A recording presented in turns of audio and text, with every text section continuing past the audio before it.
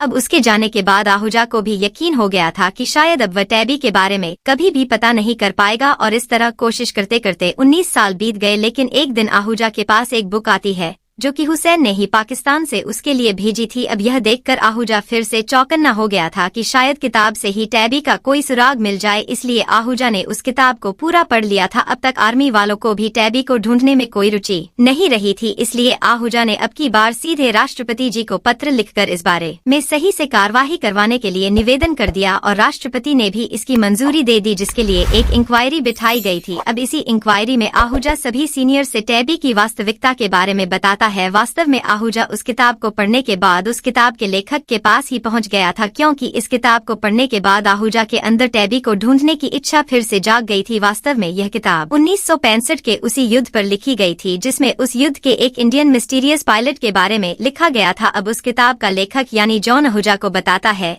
कि उसने उस पायलट के बारे में और बहुत कुछ लिखा था, लेकिन वो उसे अपनी बुक में छाप नहीं पाया क्योंकि पाकिस्तान गवर्नमेंट ने वो सब अलाउड नहीं किया। और इसके बाद आहूजा जॉन से रिक्वेस्ट करता है कि वो उसके बुक की पूरी स्क्रिप्ट आहूजा को दे, तो जॉन ने स्क्रिप्ट दे दी थी और स्क्रिप्ट को पढ़ने के बाद आहूजा सब कुछ समझ जाता है। और इसके बाद आहूजा पाकिस्तान में आता है जहां पर वह हुसैन से मिलता है। अब हुसैन आहूजा को बताता है कि वह उस समय मैं पाकिस्तान की आर्मी में था, इसलिए मैं तुम्हें कुछ बता नहीं पाया। अगर वह कुछ भी बताता तो वह अपने देश के साथ गद्दारी करता, लेकिन अब मैं रिटायर हो चुका हूँ, इसलिए अब मैं आपको बता सकता हूँ कि उस दिन क्या हुआ था। इसके बाद कहानी फिर से 1965 में चली जाती है, जहाँ पर आहूजा अपनी टीम के साथ सरगोधा पर अटैक करके वापस इंडियन एयर बेस के लिए जा रहे थे और उस दिन हुसैन अपने अमेरिकन एयरक्राफ्ट से उनका पीछा करने लगा था। अब जैसे ही हुसैन इनके ऊपर अटैक करने वाला था कि तभी उसने एक इंडियन एयरक्राफ्ट को अपनी तरफ आते हुए देखा और तुरंत ही हुसैन ने उसके ऊपर अटैक किया। हुसैन को लगा कि वह एयरक्राफ्ट खत्म हो जाएगा, लेकिन टैबी ने खुद को और अपने एयरक्राफ्ट को बचा लिया था और टैबी फिर से हुसैन के पीछे पड़ गया। और इसके बाद हुसैन और टैबी में काफी देर तक जंग हुई, जहां पर वह दोनों एक दूसरे पर भारी पड़ रहे थे। जहां हुसैन के पास इतना एडवांस टेक्नोलॉजी वाला एयरक्राफ्ट था तो वही टैबी के पास पुराना एयरक्राफ्ट था, लेकिन फिर भी टैबी इतनी बहादुरी से यह सब कर रहा था जिसे देखकर हुसैन भी काफी चकित था। वो समझ गया था कि टैबी एक बेस्ट पायलट है। उन दोनों में काफी देर तक जंग हुई। इस लड़ाई में टैबी समझ गया था कि वो नहीं बचेगा, क्योंकि उसे एक गोली भी लग चुकी थी, इसलिए मरने से पहले उसने हुसैन के एयरक्राफ्ट से सीधी टक्कर कर दी, जिसमें हुसैन तो पैराशूट लेकर निकल गया और वो बच गया, लेकिन टैबी जख्मी होने की वजह से वो अपना पैराशूट लेकर निकल नहीं पाया और एक नई मिसाल कायम करते हुए टैबी शहीद हो गया। अब इंक्वायरी में आहूजा सीनियर को बताता है अगर टैबी चाहता तो वो भाग सकता था, लेकिन हम सबकी भलाई के लिए वो अकेला उस अमेरिकन एयरक्राफ्ट से भिड़ गया। आहूजा ने ये भी बताया कि जब अमेरिका को पता चला था कि एक इंडियन सोल्जर ने अपने पुराने एयरक्राफ्ट से उनके एडवांस एयरक्राफ्ट को डिस्ट्रॉय कर दिया, तब वो भी काफी ज्यादा हैरान हो गए थे। और इसके बाद उन्होंने पता किया कि उनके क्राफ्ट में आखिर क्या प्रॉब्लम थी जिसकी वजह से टैबी उनके एयरक्राफ्ट को खत्म कर पाया था, और यह देखने के बाद वो उसे ठीक करने में लग गए। आहूजा अपने सीनियर से कहता है